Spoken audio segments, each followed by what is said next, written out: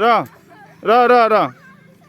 Now repeat with me. Cycling is 3 times as efficient as walking.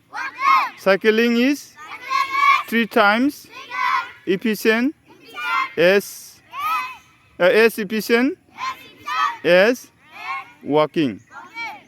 Cycling is 3 times as efficient as walking.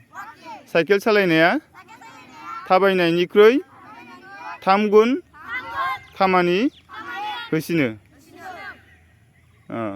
Now 1 2 3. दे नोंसोरो उन खारफा. दे cycle गैयाबो लासै खार दे. बास. ओइ लासै. दे नोंसोर निहिरगा सेन्देला खुनानै निहिरगा. मेगननि पावारनि थाखाय मोजां निहिरा. ओइ लासै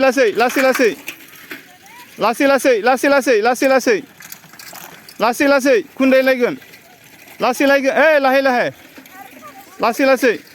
लासै.